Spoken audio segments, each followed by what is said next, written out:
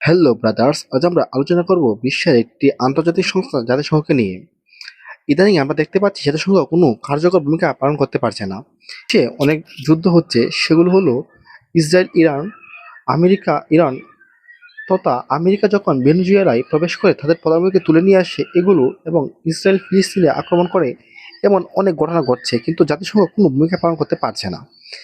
কিন্তু জাতিসংঘ প্রতিষ্ঠা হয়েছিল বিশ্ব শান্তি প্রতিষ্ঠার জন্য। কিন্তু আজ দেখতে পাচ্ছি জাতিসংঘের কোনো কার্যকর ভূমিকাই নেই। সেটি কেন হচ্ছে সেই বিষয় নিয়ে আজ বিস্তারিত আলোচনা করব। আমরা জানি জাতিসংঘ প্রতিষ্ঠা হয় 1945 সালে 24শে আগস্ট। কিন্তু আমরা এটা জানি না জাতিসংঘ প্রতিষ্ঠা হবার আগে আরেকটি সংস্থা প্রতিষ্ঠিত হয়েছিল, সেটি 1919 অথবা 20 সালে।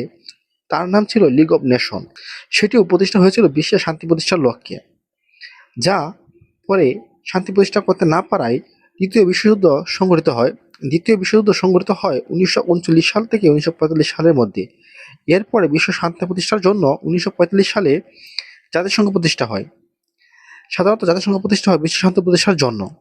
কিন্তু সে সময় দ্বিতীয় বিশ্বযুদ্ধের সময় পারমাণবিক শক্তিধর অথবা বিশ্বে শক্তিধর দেশগুলো চিন্তা করতেছিল এমন সংস্থা যদি তৈরি করি যা আমাদের উপর প্রভাব বিস্তার করতে পারবে, তাহলে তাদের প্রভাব বিস্তার কমে যাবে।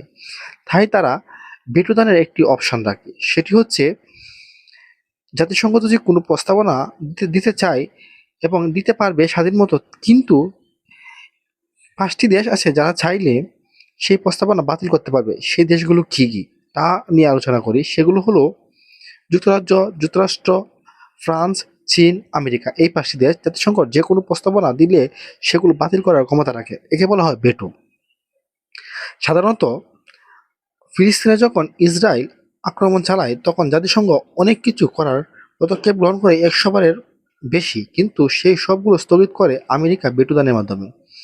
তাই এখন আমরা দেখতে পাচ্ছি আমেরিকা যে কোনো কিছু করতে পারছে ইচ্ছা স্বাধীন, কেননা জাতিসংঘ কোনো কিছু করার গেলেই তার বিষয়ে তারা ভেটোর মাধ্যমে সেটা ডিল করে নেয়, এতে তাদের কিছু হয় না।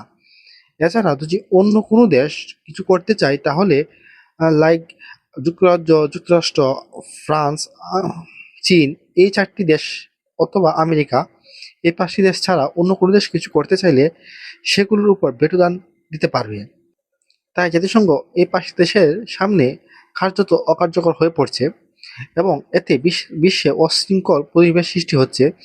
এর জন্যই বিশ্বে জাতিসংঘের কোনো মর্যাদা ভবিষ্যতে থাকবে কিনা সে নিয়ে সন্দেহ আছে।